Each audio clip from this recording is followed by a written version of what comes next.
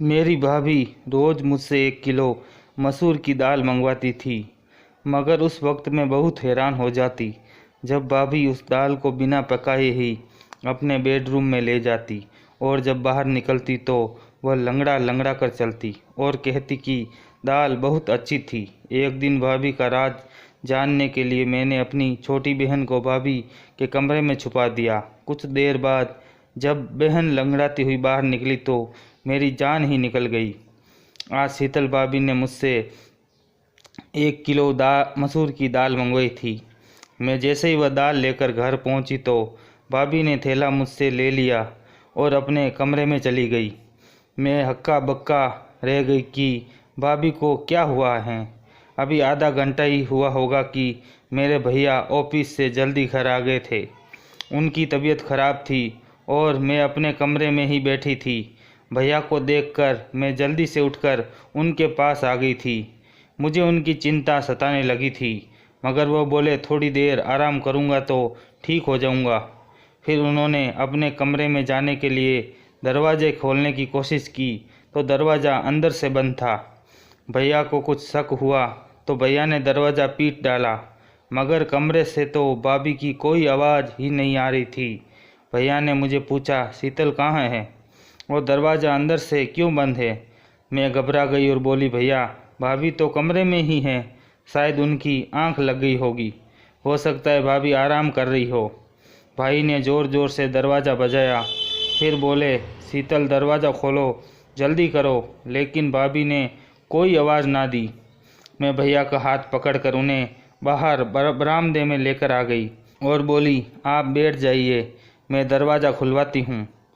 अब मैंने ज़ोर ज़ोर से दरवाज़ा पीटना शुरू कर दिया और साथ ही साथ कहती रही कि भाभी दरवाज़ा खोल दो, भैया आराम करने के लिए घर आए हैं, उनकी तबीयत कुछ ठीक नहीं है। लेकिन अंदर इतनी शांति थी कि कोई हलचल ही नहीं हो रही थी। मैं भैया के पास आकर बैठ गई। उनका चेहरा गुस्से से लाल हो रहा था। मैं बोली, भैया आप मेरे कमरे में आराम कर लीजिए, हो सकता है भाभी सो गई हो। भैया ने ना में सर हिला दिया और मुझे बोले कि तुम यहाँ से जाओ और तुम भी आराम कर लो। लेकिन मैं भैया के पास ही बैठी रही। तभी भैया के कमरे का दरवाज़ा खुला और भाभी लंगड़ाते हुए बाहर निकलने लगी। भैया एकदम गुस्से से उठे और भाभी पर चिल्लाते हुए बोले, कमरा अंदर से क्यों बंद था? तुम नहीं जानती क्या? मैं अपनी 2 मासूम बहनें तुम्हारे हवाले करके काम के लिए बाहर जाता हूँ। तुम तो हर रोज़ ही यही सब करती होगी। तुमने मेरी बहनों को अपना समझा ही नहीं है। मैं खुद 16 साल की कम उम्र और डरपोक सी लड़की थी। भैया के गुस्से को देखकर मैं खुद ही डर गई थी, मगर फिर भी मैं आगे बढ़ी और बोली, भैया आप गलत सोच रहे हैं। भाभी ने कभी हमको पराया नहीं समझा। वो माँ की तरह हम दोनों का ख्याल रखती हैं। शायद आज भाभी की तबीयत खराब हो, इसलिए वह सो गई होगी। मेरी बात सुनकर भैया ने मेरे सर पर हाथ फेरा और खुद कमरे में चले गए। भाभी की आंखों में आंसू आ गए थे और उन्होंने मुझे गले से लगा लिया था। वो बोली, शुक्रिया स्नेहा। मैंने कहा, शुक्रिया को मारो गोली, जल्दी चलो भाभी, किचन में चलकर दाल बनाते हैं। भाभी एक पल के लिए परेशान हो गई थी। वो बोली, स्नेहा दाल तो मैंने खा ली है, तुम अपने कमरे में जाकर पढ़ाई करो। भाभी लंगड़ाते हुए किचन में चली गई थी। मैं हैरान होकर वहीं खड़ी थी कि भाभी ने मुझे झूठ क्यों बोला कि उन्होंने दाल को खा लिया है, क्योंकि मैंने अपनी आंखों से देखा था कि वह कच्ची दाल अपने कमरे में लेकर गई थी। मैं अपने कमरे में आ गई और पढ़ते पढ़ते ना जाने मेरी कब आंख लग गई और फिर सुबह को घबराकर मेरी अचानक से आंख खुली। मेरे साथ साथ निशा भी जग गई थी और हम दोनों किचन में जाकर भाभी की मदद करने लगे। आज भाभी भी मुझे बड़ी बेचैन सी और खोई खोई सी लग रही थी। भैया अभी किचन में आ चुके थे। अब भैया भी रिलैक्स लग रहे थे, भाभी से आराम से बात कर रहे थे। मैंने ये सोचकर ये सब नज़रअंदाज कर दिया था कि ये सब मेरा वहम ही होगा। सुबह मैं जल्दी उठकर कॉलेज के लिए तैयार हो गई और भैया के साथ ही चली गई। वह ऑफिस जाते हुए मुझे भी अपने साथ लेकर जाया करते थे। मैं और निशा एक ही कॉलेज में एक साथ पढ़ते थे। उसकी फर्स्ट ईयर के एग्ज़ाम हो चुके थे, इसलिए उसके छुट्टियां चल रही थी, जबकि मैं सेकंड ईयर में थी और मेरे एग्ज़ाम के लिए अभी 3 महीने बाकी थे। कॉलेज से घर आने के लिए मैं बस में सफ़र करती थी। जैसे ही घर पहुंची तो मुझे लगा ही था जैसे भाभी मेरे इंतज़ार में ही बैठी होगी। वह मुझे देखकर फ़ौरन ही कहने लगी, स्नेहा जल्दी से यूनिफॉर्म बदल लो और मुझे 1 किलो मसूर की दाल लाकर दे दो। फिर वह अपने कमरे से पैसे लेने के लिए चली गई थी। भाभी की लंगड़ाहट भी ख़त्म हो चुकी थी। मैं जल्दी से मुंह हाथ धोकर भाभी के पास आ गई थी। मैं शीतल भाभी से पैसे लेकर 1 किलो मसूर दाल लेकर आई थी। आज मैंने भाभी को थैला पकड़ाते हुए कहा, भाभी आज प्लीज़ दाल चावल बना लीजिएगा। मेरी भाभी के चेहरे का रंग एक पल के लिए फीका पड़ गया था। फिर उन्होंने हाँ में सर हिला दिया और दाल अपने कमरे में लेकर चली गई। मुझे एकदम से अजीब सा लगा था कि ऐसा कैसे हो सकता है कि कच्चे दाल अपने कमरे में कौन लेकर जाता है। फिर मैं यही सब सोचती हुई अपने कमरे में आ गई थी और पढ़ने लगी। शाम के वक्त भैया ऑफिस से आए तो मेरे और निशा के लिए खाने पीने का सामान लेकर आए थे। भैया की आवाज़ सुनकर भाभी भी अपने कमरे से निकल कर आ गई और वह लंगड़ा कर चल रही थी। मैं हैरान रह गई कि पहले तो भाभी के पैर की लंगड़ाहट ख़त्म हो गई थी, अब दोबारा वो क्यों लंगड़ा रही हैं। मुझे भाभी पर शक हुआ कि कहीं भैया को दिखाने के लिए नाटक तो नहीं कर रही हैं, लेकिन जब मैंने भाभी के चेहरे पर देखा तो साफ साफ पता चल रहा था कि वो बड़ी तकलीफ़ में हैं। मैंने अपनी सोच को फ़ौरन बदला और भाभी के पास गई और उनसे पूछने लगी कि उनके पैर में क्या हुआ है, तो वह चुपचाप हो गई थी। भैया को बड़ी भूख लगी थी, इसलिए भाभी फटाफट किचन में चली गई थी और मैं अक्सर किचन में भाभी की मदद करती थी। आज भी मैं उनकी मदद के लिए किचन में चली गई। मैंने कहा, भाभी दाल चावल के बारे में सोच कर मुझे बड़ी भूख लग रही है। भाभी ने मेरी तरफ बड़ी अजीब सी नज़रों से देखा था। भाभी कहने लगी, आज तो मैंने घर में आलू की सब्ज़ी बनाई है, दाल तो मैं कब का खा गई। बहुत ही अच्छी दाल थी। यह सुनकर मैं हक्की बक्की हो गई थी। एकदम ही मेरा दिल भर आया और मैं सब कुछ छोड़ छाड़ कर अपने कमरे में आ गई थी। मैं अपनी सोच में गुम थी, लेकिन निशा को देखकर मैं एकदम से चौंक गई थी, क्योंकि वह अपने पुरानी फर्स्ट ईयर की किताब खोल कर बैठी थी। मैंने उससे कहा कि जब पढ़ने के दिन थे तब तो तूने पढ़ाई से जान बचा ली, अब क्या फ़ायदा इस पढ़ाई का। मैंने निशा से किताब छीनने के लिए हाथ आगे किया तो उसने मेरा हाथ झटक दिया था और एकदम गुस्से से बोली, कभी तो मेरी जान बख्श दिया करो, हर वक्त मेरी माँ बनने की कोशिश मत किया करो। आप सिर्फ मुझे 2 साल बड़ी हो, 20 साल की नहीं, जो मेरे हर मामले में टांग अड़ाती फिरती हो। मुझे निशा से इस तरह के बर्ताव की बिल्कुल भी उम्मीद नहीं थी। निशा तो कभी मेरे साथ इस तरह की बात नहीं करती थी। मैं उसे छोड़कर भैया के पास आकर बैठ गई। भैया मुझे पढ़ाई के बारे में पूछने लगे, जबकि मेरा सारा ध्यान भाभी के टांगों पर था। वह भैया के सामने आने का टाल रही थी और बहुत मुश्किल से कोशिश कर रही थी कि वह लंगड़ा कर ना चले। भैया ने मुझे गुमसुम पाया तो परेशानी की वजह पूछने लगे। मैंने बिना कुछ सोचे समझे ही भैया को बता दिया कि निशा ने मेरे साथ बदतमीजी की है। भाई ये बात सुनकर हैरान हो गए थे। फिर उन्होंने निशा को आवाज़ देकर बाहर बुलाया और बोले कि तुम हर वक्त कमरे में क्यों घुसी रहती हो, बाहर आकर हम सब के साथ क्यों नहीं बैठती। भैया के शब्द अभी मुंह में ही थे, निशा ने ज़ोर ज़ोर से रोना शुरू कर दिया था। वो बोली, पिताजी खुद सो इस दुनिया से चले गए, लेकिन मुझे दर दर की ठोकरें खाने के लिए छोड़ गए। भैया कहता है कमरे में मत बैठो, भाभी कहती है घर के कामकाज में हाथ बटाओ, जबकि मेरी बहन तो मेरी दुश्मन ही बनी हुई है। भैया निशा की हालत देखकर हैरान रह गए थे। फिर भैया उठे और निशा को गले पर लगाकर प्यार करने लगे और बोले, निशा तुम जानती हो कि मैंने तुम्हें कभी भी अपनी बहन नहीं समझा, हमेशा अपनी बेटी ही समझा है। फिर तुम इस तरह की बातें क्यों सोचने लगी हो? निशा कुछ भी बोले बिना सिर्फ रोती चली जा रही थी। हम सब भी परेशान हो गए थे। फिर अचानक ही उसने अपने आंसू पोंछ लिए और हमसे माफ़ी मांगकर कमरे में चली गई थी।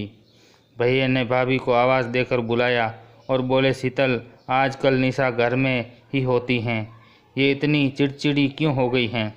भाभी का चेहरा एकदम ही सफ़ेद पड़ चुका था।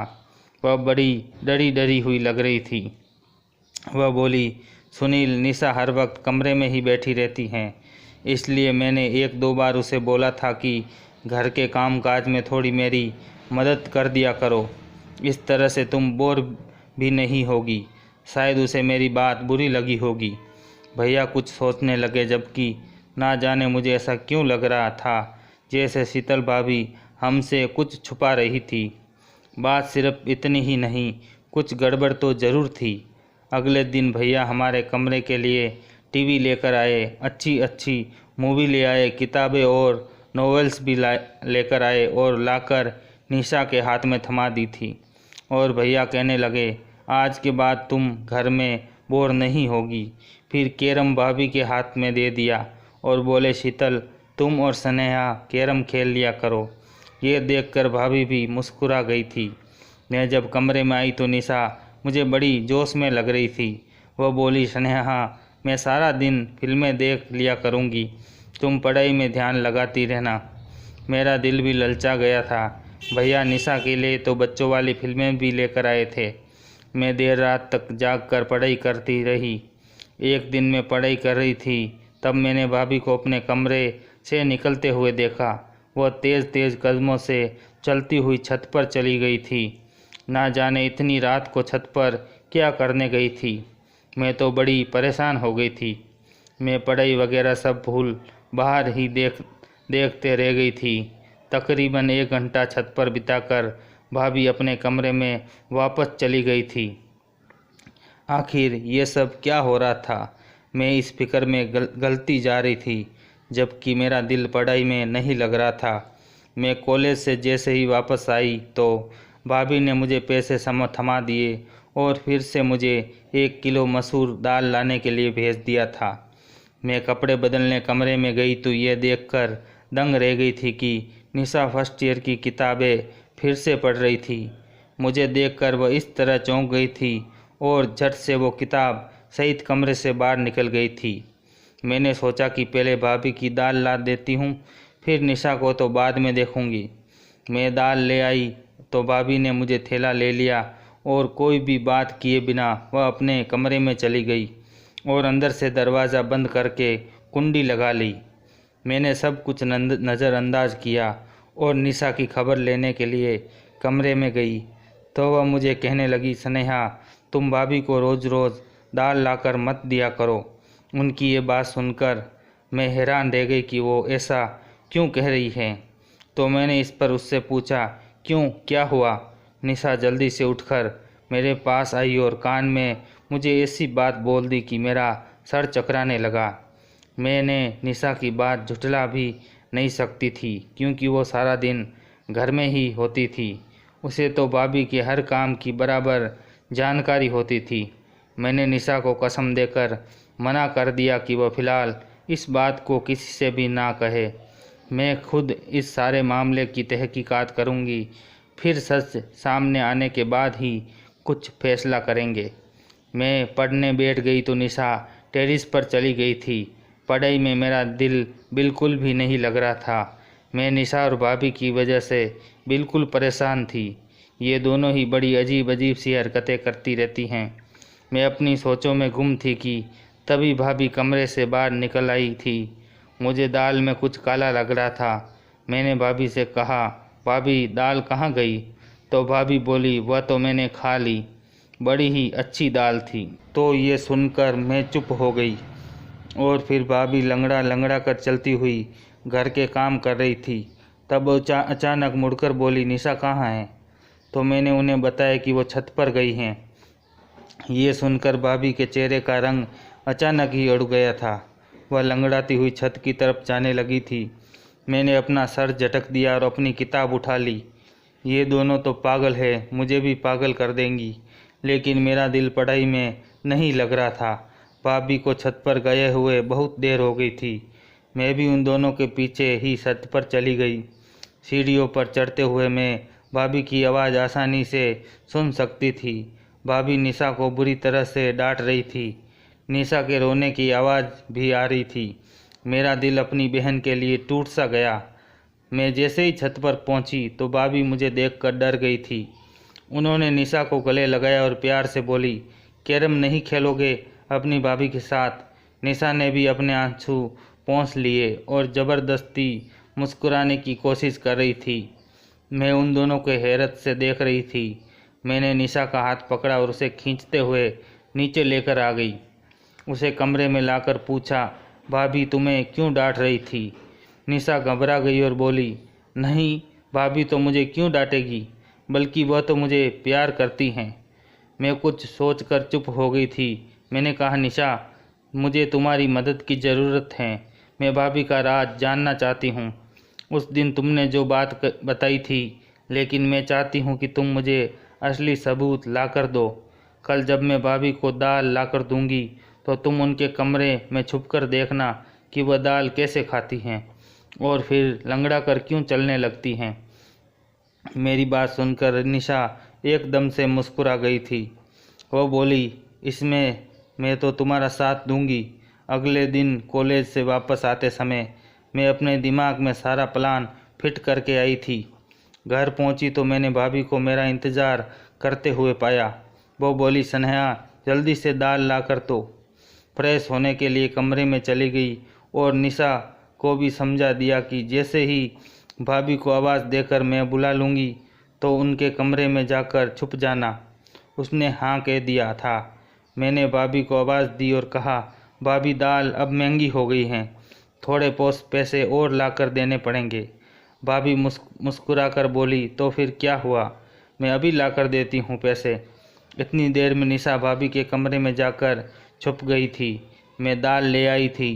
भाभी ने खुशी खुशी वो दाल मुझसे ले ली और अपने कमरे में चली गई। मैं बाहर बरामदे में बेचैन होकर चक्कर पर चक्कर काट रही थी।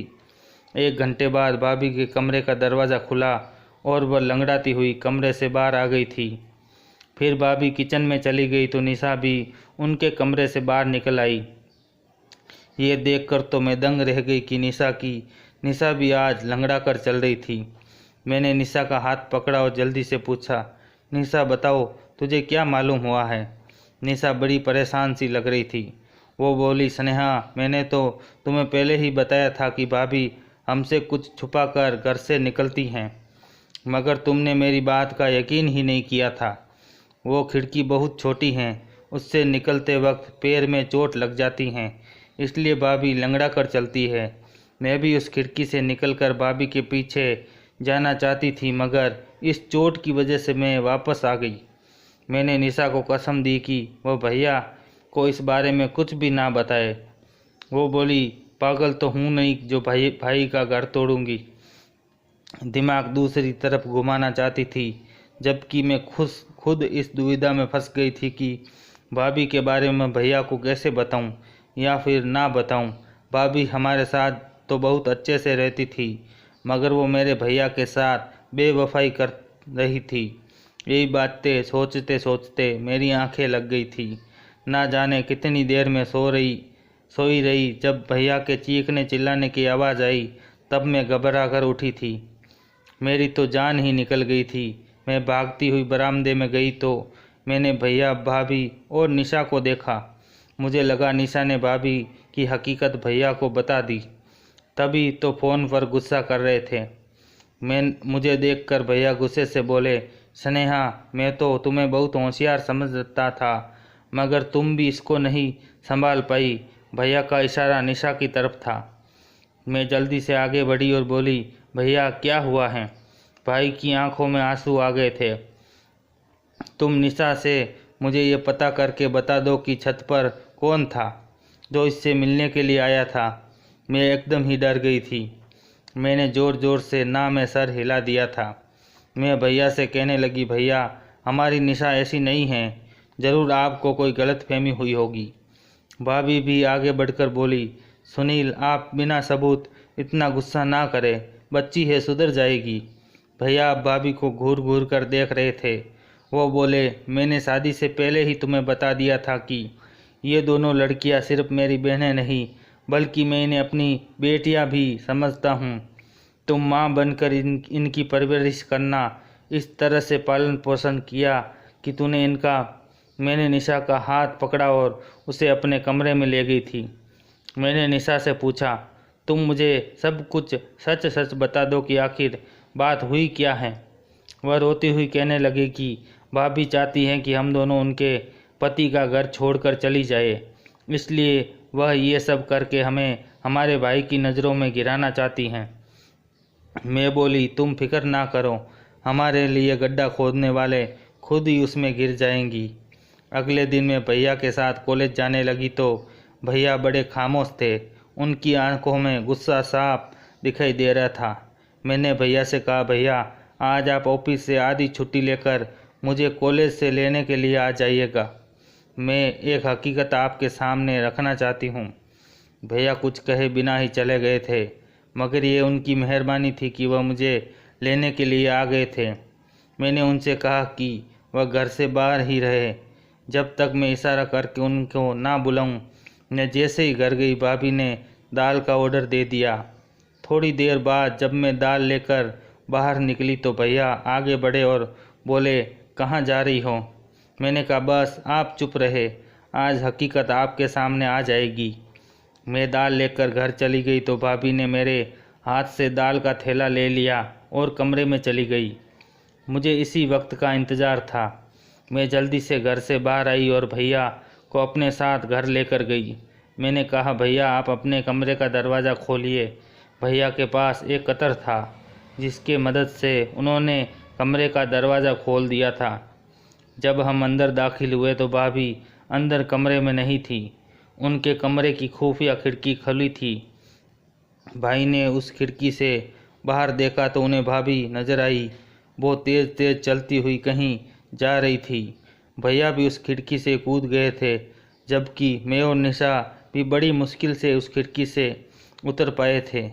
हम तीनों भाभी का पीछा करते हुए दूर एक सुनसान सी जगह पर पहुंच गए थे। एक बाबा का घर था जहां लोग ताबीज़ बनाने के लिए आया करते थे।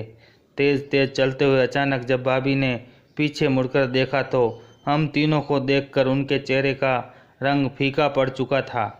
भैया आगे बढ़े और भाभी का हाथ पकड़कर उन्हें घर ले आए थे। भैया के तेवर बड़े खतरनाक हो चुके थे। वह भाभी से बोले, शीतल आज मैंने अपनी आंखों से सब कुछ देख लिया है, तो झूठ बोलने का कोई मतलब नहीं है, मुझे सच सच बता दो। तब भाभी बोली, सुनील भगवान जानता है, मैंने आपकी इन दोनों बहनों को अपनी बेटियों की तरह ही समझा है, मगर इनकी वजह से आप मुझ पर शक करते हैं कि मैं इनका ख्याल नहीं रखती। इनकी वजह से आप मुझे दो शब्द भी सुना देते हैं, तब मुझे ये वहम हो गया था कि शायद आप मुझे प्यार नहीं करते। ऐसा भी लगता था कि जैसे आप किसी और से मोहब्बत करते हैं और मुझे तलाक दे देंगे।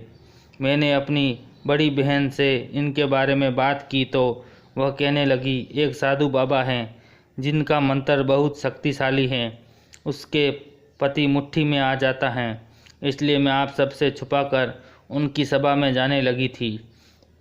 साधु बाबा ने कहा था, पूरे 30 दिन नमक 1 किलो मसूर की दाल पर मंत्र का प्रयोग करना है और वही दाल नहर के किनारे फेंक देनी है।